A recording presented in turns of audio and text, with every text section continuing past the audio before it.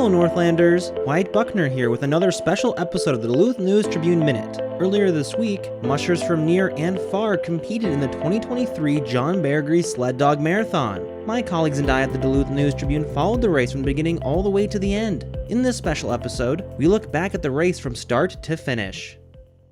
17 teams competing in the full marathon departed the Beargrease starting line at Billy's Bar in Duluth on Sunday, January 29th. There, I spoke with the vice president of the marathon, Brittany North, about the frigid cold temperatures and how they could impact the race. I also spoke with musher Sarah Kiefer and one of her handlers, Heather Hadley, about their hopes for the race and a special dog on her team. 3, 2, 1, Colleen Wallen starts the John Beargrease Sled Dog Marathon, and we are underway for 2023. 39 years, this is how we celebrate winter.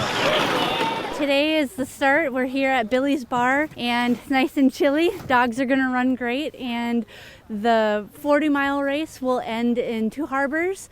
The 120-mile race will go all the way up to the Trestle Inn, and then the marathoners, the 300-mile run, they will finish all the way up in Grand Portage.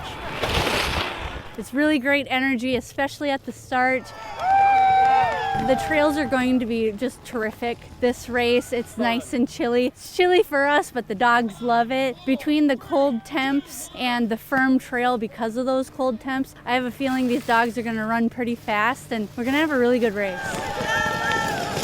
Now going bib number 11 to the starting line is Sarah Kiefer from Burnsville, Minnesota. I'm feeling very good about the race today. This is my third time running the Beargrease Marathon, so I feel like I've learned a lot the first couple runs. I'm really excited to have Wildfire on my team today. Wildfire was seriously injured in a collision with a snowmobile on the Tri-County corridor.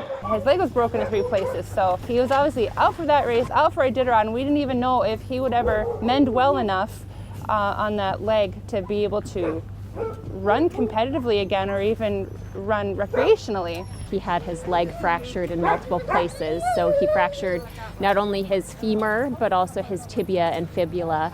So at Mission Animal Hospital we had the privilege to repair his leg. We fixed the leg with 3 plates and many screws. The work of many saved the dog's life and rehabilitated him to be back on the team today. Wildfire is with us today.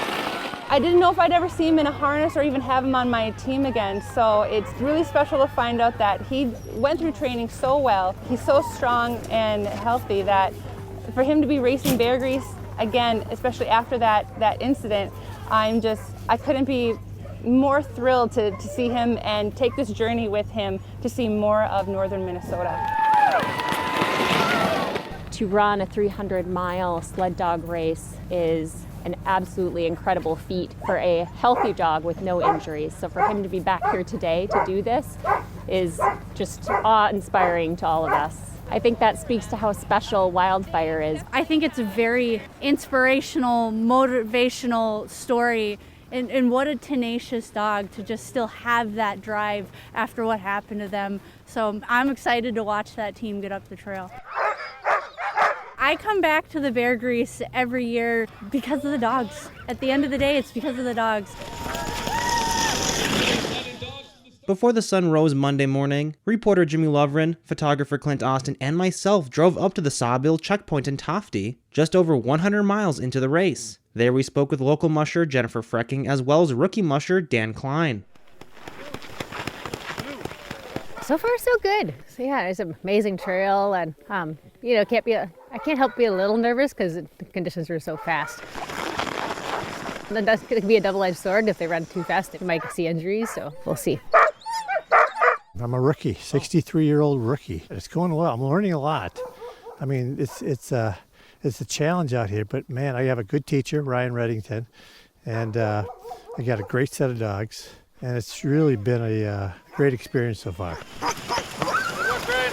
So the dogs went and got some snow on the left side of the trail and then kind of veered hard right to the right side where they normally travel, and it was on a curve, and it took me right to an edge of a tree root. And by golly, it happened all so fast. I tipped my sled over, but they had a good clip going, probably 10 miles an hour, let's say. It just discouraged me because it took the sled right off from underneath me. I got up and kind of ran after them. Got back in my sled, I found them. It was interesting. It was like they were waiting for me.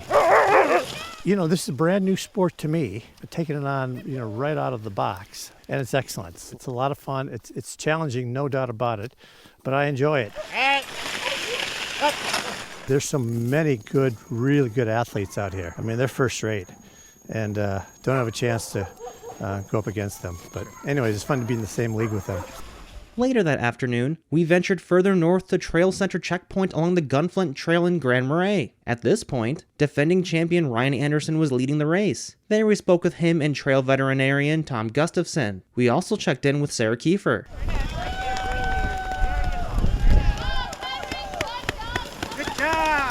We're at about the halfway point of this race, so another cold night tonight, and then it sounds like it'll be a warm finish. Not warm finish, but warmer finish anyway.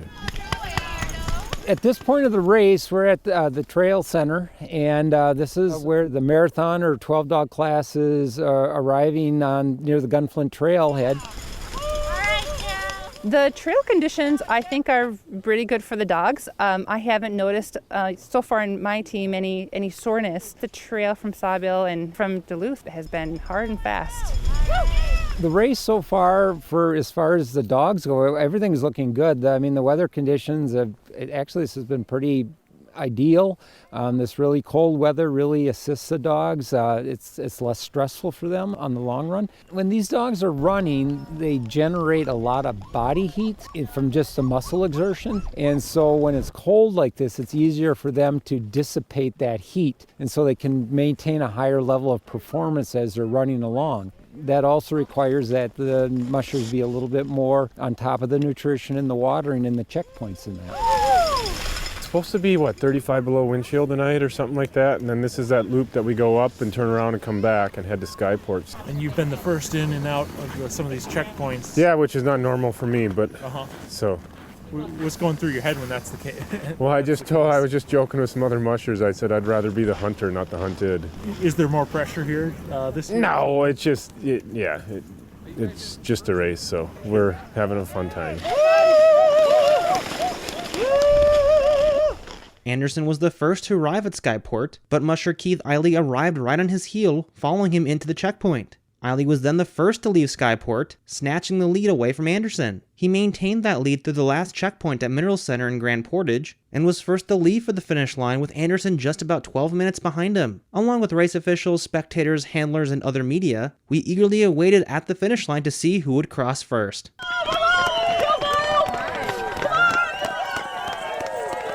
We are here today at the John Beargrease Sled Dog Marathon 2023 finish at Grand Portage Casino and Resort in Grand Portage, Minnesota. You the man, huh? You're one heck of a dog, aren't you? Keith won. He came in first. His team looked really great. They were ready to keep going, and we're really happy for that team. You're a good dog, Rick. Oh, feels good. Feels really good. Tired, but feel good. I wasn't quite expecting it to win this year because most of these dogs, except one, have never finished a long race before, so it wasn't quite the fastest dog team in the world, but it was really steady. But when you have a steady dog team like that takes a lot of patience to slow them down for the first half so you can take advantage of the second half. So that's basically what happened in this race. The first half went smooth and the second half didn't. A lot of challenges the second half to overcome, but that's why it's a race. Did you feel like you had a target on your back? Was that nerve-wracking? It was a little bit because I know he's got a good dog team, but I still thought mine could maintain the lead that I got, so I wasn't too worried, but still I looked over my shoulder a few times. So it's not uncommon for teams to leapfrog each other over and over again. It happens a lot. It's hard to predict who's going to be the winner, and I always say you won't know who the winner is until that first dog nose crosses the finish line. When I was looking at some of the other dog teams and how fast they were going, and I was just comparing the speeds and looking at their dog teams, and I thought, if I'm patient enough and wait to start racing the second half of this race, I have a chance to win it. This was Eiley's second Beargrease win. His first one was in 2006. Following behind in third place was Sarah Kiefer, along with her 10 remaining dogs, including Wildfire, who made it all the way to the end. To look back on all of our 2023 Beargrease coverage, including articles, videos, and photos, visit DuluthNewsTribune.com/Beargrease. Thank you for listening to this special episode of the Duluth News Tribune Minute. We'll catch you next time.